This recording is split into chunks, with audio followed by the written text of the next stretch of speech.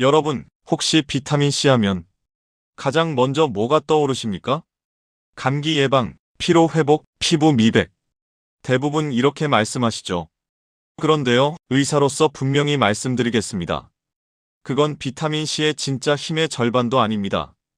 비타민C는 그저 감기 걸리지 말라고 먹는 약이 아니라 우리 몸을 안에서부터 고쳐나가는 세포 수리공에 더 가깝습니다.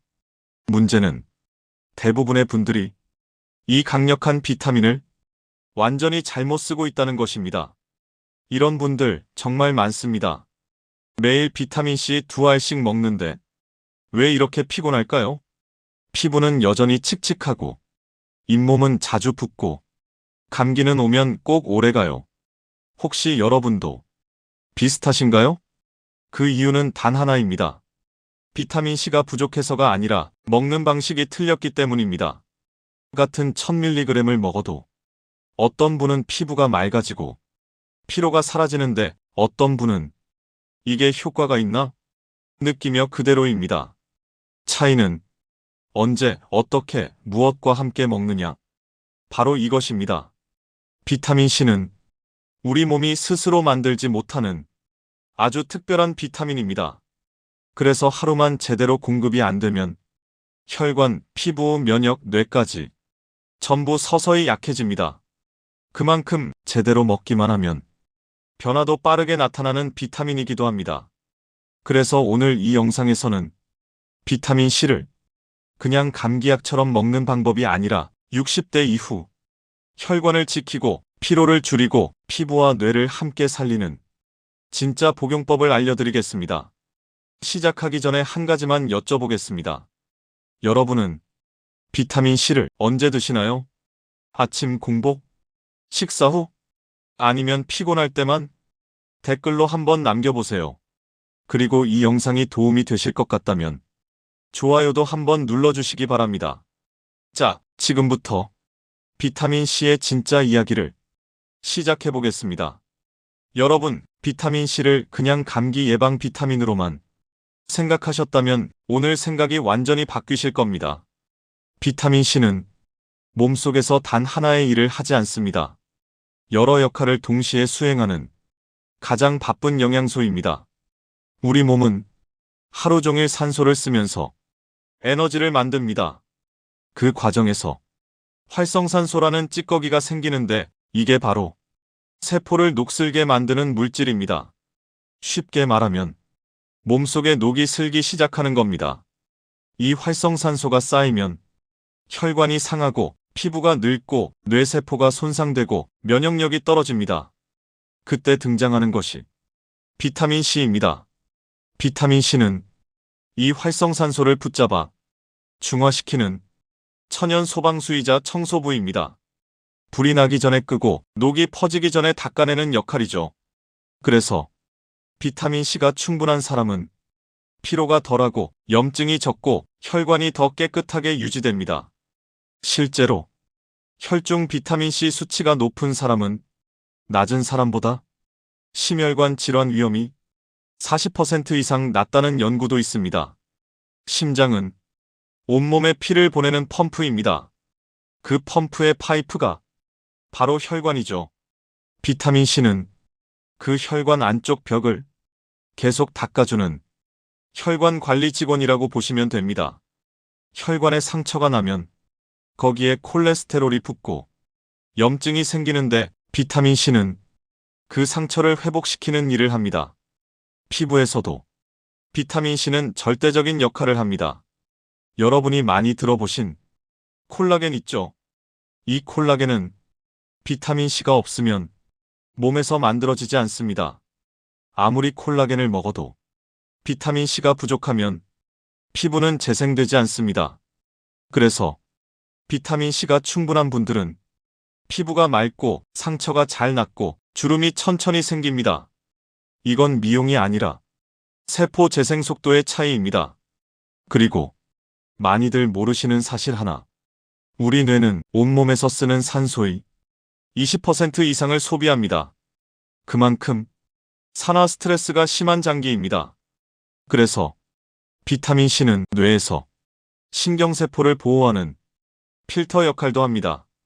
기억력, 집중력, 판단력이 비타민 C와 연결돼 있다는 사실 놀라시죠?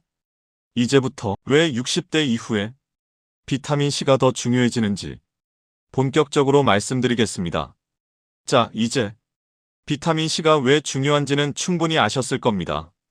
그렇다면 지금 내 몸에 비타민 C가 충분한지 부족한지 어떻게 알 수 있을까요? 의외로 몸은 이미 아주 명확한 신호를 보내고 있습니다. 가장 먼저 나타나는 곳이 바로 잇몸입니다. 양치할 때 피가 자주 나거나 잇몸이 붓고 치아 사이가 헐거워지는 느낌이 들면 비타민C 부족을 의심해야 합니다. 잇몸을 지탱하는 조직이 바로 콜라겐인데 그 콜라겐을 만드는데 비타민C가 꼭 필요하기 때문입니다. 두 번째 신호는 멍이 잘 드는 것입니다. 살짝 부딪혔을 뿐인데 멍이 진하게 남고 오래가는 분들 많으시죠? 이건 피부가 약해서가 아니라 모세혈관이 약해졌다는 뜻입니다. 비타민C가 부족하면 혈관벽이 얇아져서 아주 작은 충격에도 피가 새어나옵니다. 세 번째는 상처가 잘 안 낫는 것입니다. 조금 베었는데 딱지가 오래가고 아물었다 싶으면 다시 벌어지는 경우 비타민C는 조직을 재생시키는 단백질 합성의 핵심 조력자입니다.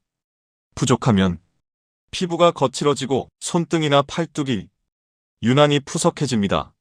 네 번째는 피로입니다. 아무리 자도 개운하지 않고 몸이 무겁고 머리가 멍한 느낌. 이건 단순한 노화가 아니라 세포가 에너지를 만드는 과정이 비효율적으로 바뀌었기 때문입니다. 비타민C는 먹은 음식을 에너지로 바꾸는 보조 엔진입니다. 특히 50대 이후에는 몸속에 저장되는 비타민C 양이 젊을 때의 절반 이하로 떨어집니다. 그래서 조금만 부족해도 피로가 훨씬 빨리 찾아옵니다. 다섯 번째는 면역력 저하입니다. 감기에 잘 걸리고 한 번 걸리면 오래가는 분들, 비타민C는 백혈구를 활성화시키는 면역 스위치입니다. 이 스위치가 꺼져 있으면 바이러스가 들어와도 몸이 제대로 싸우지 못합니다. 여섯 번째는 피부톤 변화입니다. 요즘 들어 얼굴이 칙칙해지고 잡티가 늘고 햇빛에 더 쉽게 타는 느낌. 이건 나이 때문이 아니라 피부 속 항산화력이 떨어졌다는 신호입니다. 마지막은 기억력과 집중력입니다.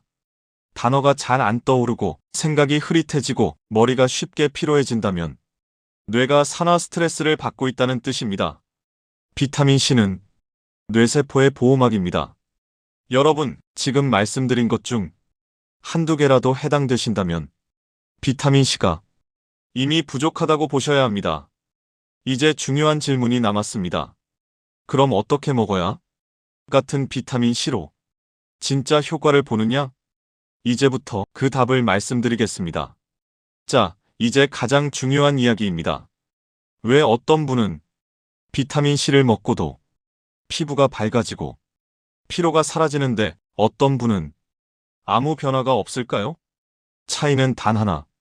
몸속에 얼마나 오래 남아있느냐입니다. 비타민C는 물에 녹는 비타민입니다. 이 말은 흡수는 빠르지만 몸에 오래 머물지 못한다는 뜻입니다. 먹고 나서 23시간이 지나면 혈중 농도가 최고에 올랐다가 그 이후에는 소변으로 빠르게 빠져나갑니다. 그래서 나는 하루에 1000mg 한 알만 먹어요 하는 분들, 하루 대부분의 시간은 몸속 비타민C 농도가 낮은 상태로 지내고 계신 겁니다. 정작 세포가 필요로 할 때는 이미 다 배출된 뒤죠. 그래서 정답은 이것입니다. 한 번에 몰아서 먹지 말고 두 번, 세 번으로 나눠 드세요. 예를 들어 아침 500mg, 점심 500mg, 저녁 500mg 이렇게 나누면 하루 종일 혈중 농도를 유지할 수 있습니다. 비타민C가 계속 일할 수 있는 시간을 만들어주는 겁니다. 그럼 공복이 좋을까요? 식후가 좋을까요? 흡수율만 보면 큰 차이는 없습니다. 하지만 위에 안전한 쪽은 식후입니다. 비타민C는 산성이 강해서 공복에 드시면 속쓰림, 위장 자극이 생길 수 있습니다. 특히 위가 약하신 분들, 역류성 식도염 있으신 분들은 반드시 식후에 드셔야 합니다. 이제 형태를 비교해 보겠습니다. 먼저 우리가 가장 많이 먹는 일반 비타민C, 이건 아스코르빈산을 정제나 가루로 만든 형태입니다. 흡수는 빠르지만 너무 빨리 빠져나갑니다. 그래서 일반형은 자주 나눠 먹는 것이 핵심입니다. 다음은 요즘 많이 들어보셨을 리포조말 비타민C입니다. 이건 비타민C를 기름막으로 감싸서 장세포 안으로 쏙 들어가게 만든 기술입니다. 그래서 흡수율이 훨씬 높고 혈중 농도가 오래 유지됩니다. 또 하나 중요한 점, 일반 비타민C는 산성이 강해서 속이 쓰린 분들이 많은데 리포조말은 지방층으로 감싸져 있어서 위벽 자극이 훨씬 적습니다. 그래서 위가 약한 분들, 노년층, 장기 복용하실 분들은 리포조말이 더 편합니다. 마지막으로 구미형, 젤리처럼 먹는 형태. 맛있고 편하지만 함량이 낮고 당분이 많을 수 있어서 주 복용으로는 권하지 않습니다. 용량도 중요합니다. 성인 기준으로 하루 1000mg 전후가 기본이고 흡연이나 음주가 많다면 2000mg까지도 사용할 수 있습니다. 하지만 신장 질환이 있으신 분들은 하루 500에서 1000mg으로 조절하셔야 합니다. 이제 감이 오시죠? 비타민C는 얼마나 먹느냐보다 어떻게 나눠서 어떤 형태로 먹느냐가 효과를 결정합니다. 그런데 여기서 끝이 아닙니다. 비타민C는 무엇과 함께 먹느냐에 따라 효과가 완전히 달라집니다. 여러분, 음식에도 궁합이 있듯이 영양제도 함께 먹는 것에 따라 효과가 완전히 달라집니다. 비타민C는 특히 이 차이가 큽니다. 먼저 가장 좋은 궁합부터 말씀드리겠습니다. 철분제. 빈혈 있으신 분들 많으시죠? 비타민C는 철분 흡수를 2배 이상 높여줍니다. 철분을 그냥 먹는 것보다 비타민C와 함께 먹으면 피가 더 잘 만들어집니다. 두 번째 최고의 궁합, 콜라겐. 콜라겐은 그 자체로는 몸에서 바로 쓰이지 않습니다. 다시 분해해서 합성해야 하는데 그때 필요한 게 바로 비타민C입니다. 그래서 콜라겐과 비타민C를 같이 먹으면 피부 재생 속도가 눈에 띄게 빨라집니다. 특히 저녁 복용이 좋습니다. 세 번째는 음식입니다. 비타민C가 풍부한 키위, 귤, 딸기, 파프리카 같은 과일과 채소에는 식이섬유와 플라보노이드가 들어 있습니다. 이 성분들이 비타민C가 몸속에 오래 머물게 도와줍니다. 그래서 저는 비타민C 한 알귤 한 개, 이 조합을 자주 권합니다. 그리고 가장 기본이지만 많이 놓치는 것, 물. 비타민C는 물에 녹는 비타민입니다. 물 없이 삼키면 흡수율이 떨어지고 위에도 자극이 갑니다. 항상 미지근한 물 한 컵과 함께 드세요. 이제 반대로 같이 먹으면 손해보는 것들을 말씀드리겠습니다. 가장 대표적인 게 커피와 차입니다. 비타민C를 먹고 바로 커피 마시는 분들 정말 많습니다. 카페인은 비타민C를 몸 밖으로 빨리 배출시킵니다. 최소 1시간은 띄우셔야 합니다. 두 번째는 탄산음료와 인스턴트 음식. 이런 음식들은 몸속 산화 스트레스를 급격히 늘립니다. 비타민C는 들어오자마자 그걸 처리하느라 다 써버립니다. 청소부를 불러놓고 다시 쓰레기를 쏟아붓는 겁니다. 그리고 가장 치명적인 조합, 술과 담배. 흡연은 담배 한 개비당 비타민C 25mg 이상을 파괴합니다. 술은 간에서 비타민C를 대량으로 소모시킵니다. 그래서 흡연자와 음주자는 일반인보다 최소 2배 이상 보충해야 합니다. 마지막으로 아주 중요한 주의사항, 칼슘. 비타민C는 체내에서 옥살산으로 바뀌는데 이게 칼슘과 만나면 신장결석 위험이 커집니다. 칼슘 보충제를 드시는 분들은 비타민C와 2시간 이상 간격을 두세요. 여러분, 비타민C는 혼자서도 훌륭하지만 궁합을 맞춰야 진짜 힘을 냅니다. 철분과 만나면 피를 만들고 콜라겐과 만나면 피부를 만들고 커피와 만나면 사라집니다.